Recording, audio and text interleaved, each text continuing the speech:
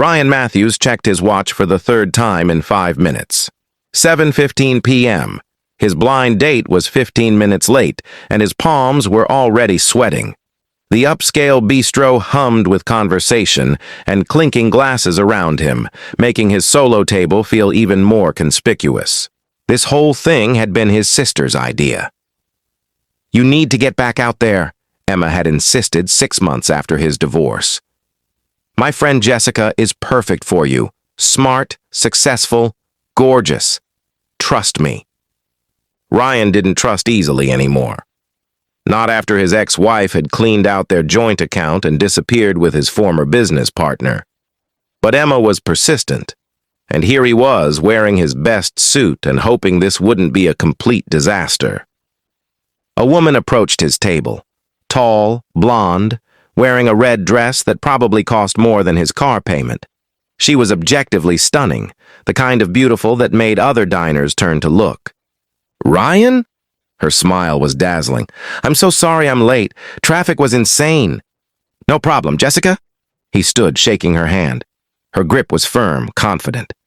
"That's me." She slid into the seat across from him. "Emma has told me so much about you. The architect with the golden retriever and the weird obsession with 80s movies." Ryan laughed, relaxing slightly. "Guilty on all counts. And she told me you're a marketing executive who runs marathons and makes a mean lasagna.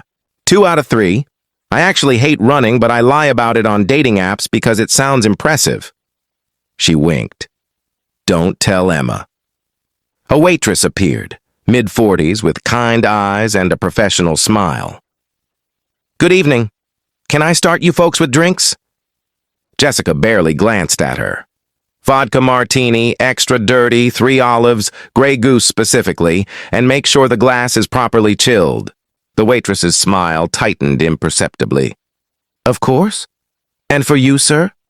"Just a beer, whatever's on tap is fine. I'll be right back with those." As the waitress walked away, Jessica rolled her eyes. "Service standards have really declined everywhere, haven't they? I had to send back 3 drinks at my last dinner out." Ryan felt a small warning bell in his head, but pushed it aside. Maybe she just had high standards. Nothing wrong with that. They ordered appetizers, and Jessica launched into stories about her work, her apartment renovation, her recent trip to Bali. She was articulate, funny, engaging.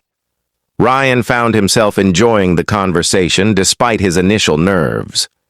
The waitress returned with their drinks. As she set down Jessica's martini, Jessica picked it up, took one sip, and made a face. "This isn't Grey Goose. I can taste the difference. I specifically asked for Grey Goose." "I apologize, ma'am. Let me check with the bartender." "Don't check, just fix it. How hard is it to pour the right vodka?" Jessica's tone had shifted from polite to cutting. The waitress's professional mask stayed in place. "I'll get you a new one right away." As she left, Jessica sighed.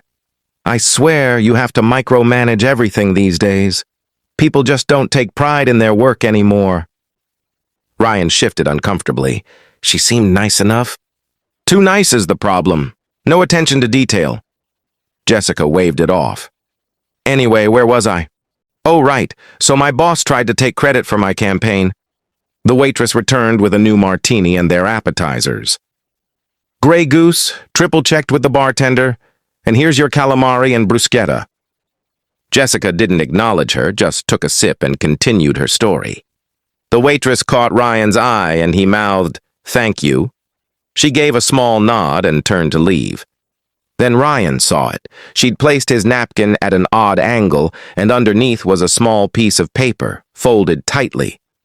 Jessica was absorbed in her phone, checking something. Ryan casually unfolded the note under the table. "She's not who you think. I heard her on the phone in the bathroom bragging to someone about scamming a rich architect. She's not Emma's friend. Check your wallet. Also your car. She took a photo of your keys on the table. Be careful. Your waitress." Ryan's blood ran cold. His wallet was in his jacket on the back of his chair. His keys had been on the table when he arrived, though he'd pocketed them when Jessica sat down. He glanced at Jessica, who was now smiling at him innocently. "Everything okay?" she asked. "Yeah, just remembered I need to check something with work." Excuse me 1 second. Ryan stood, grabbing his jacket. Bathroom? In the men's room, he checked his wallet. Everything seemed normal. Credit cards, cash, license, all present. But when he looked closer, his business credit card was in the wrong slot. Someone had been through it. His phone buzzed. A text from Emma. How's the date going with Jessica? Ryan called her immediately. Emma, what does Jessica look like? What? Why? Just tell me. Short, brunette, glasses, kind of shy. Why? Is she not there? The woman I'm with is tall, blonde, no glasses, very much not shy. Emma gasped. Ryan, that's not Jessica. Jessica texted me an hour ago saying she was running late but excited to meet you. She should just be arriving. I need to go. Ryan hung up and returned to the table, where Jessica was scrolling through her phone. His phone buzzed again, a credit card fraud alert. Someone had tried to use his business card at a gas station across town. She'd cloned it. Somehow, in the time she'd been here, she'd managed to clone his card. Ryan sat down slowly. So, Jessica, tell me more about how you know Emma. We met at a networking event. Hit it off immediately. What kind of networking event? She hesitated, just a fraction of a second.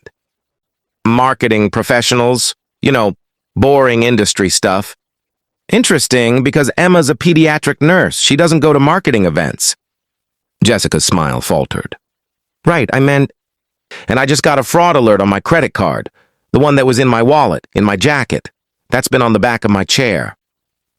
Her expression hardened, the warm facade cracking. I don't know what you're talking about. I think you do. Ryan pulled out his phone. I'm calling the police. She stood abruptly, grabbing her purse. You can't prove anything. Actually, restaurants have cameras, and I have a witness who heard you in the bathroom. Ryan nodded toward the waitress, who was watching from across the room. You chose the wrong mark. For a moment, Ryan thought she might run. But then 2 men in suits appeared from the bar area, plainclothes security alerted by the waitress. Ma'am, we need you to come with us, one said calmly. The woman who wasn't Jessica looked at Ryan with cold fury. Your sister set you up with someone else anyway. I just got here first. Found the reservation, intercepted her in the parking lot, told her it was canceled. She believed me. Where is she? Ryan demanded. Probably gave up and went home, she shrugged. Not my problem. As security escorted her away, the waitress approached Ryan's table. I'm so sorry. I wasn't sure if I should say something, but when I heard her in the bathroom talking about copying credit cards and how architects always have money, I couldn't stay quiet. You may have saved me from identity theft, or worse, Ryan exhaled shakily. Thank you, really. Can I get your name? Patricia. 20 years in this business, I've seen a lot. But I've never seen someone quite that brazen. She paused. There's actually a young woman in the parking lot, sitting in her car. Brunette, glasses. Looks like she's been crying. Might want to check if that's your actual date. Ryan practically ran outside. Sure enough, there was a woman matching Emma's description sitting in a Honda Civic wiping her eyes. He knocked gently on the window. She jumped, startled. Jessica, he called through the glass. She rolled down the window cautiously. How do you know my name? I'm Ryan, Emma's brother. I think someone intercepted our date. Jessica's eyes widened. The blonde woman? She said the restaurant called, that they'd double booked and my reservation was canceled. She was so convincing, She covered her face. I'm such an idiot. Emma's going to kill me. Emma's going to be relieved we're both okay. Ryan smiled. The police are coming to get a statement about the woman. But after that, would you like to actually have dinner? Maybe somewhere else? Jessica laughed through her tears. This is literally the worst first date story ever. Or the best. We'll have to see how it ends. Ryan offered his hand. Nice to meet you, Jessica. The actual Jessica. Nice to meet you, Ryan. She shook it. Fair warning, I really do hate running, and I can't actually make lasagna. Emma exaggerated. I can work with that. 2 hours later, after giving police statements and watching the fake Jessica get arrested, real name Melissa Chen, wanted for credit card fraud in 3 states, Ryan and Jessica sat at a diner booth, sharing fries and trading terrible first date stories. Patricia the waitress received a $500 tip and a glowing review that mentioned her attentiveness to detail and genuine care for customers' well-being.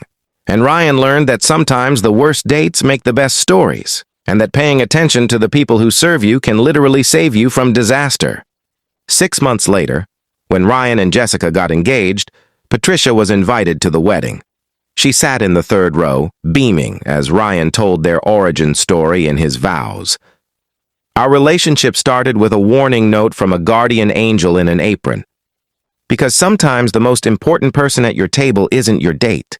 It's the waitress who cares enough to drop a note that says, "She's not who you think."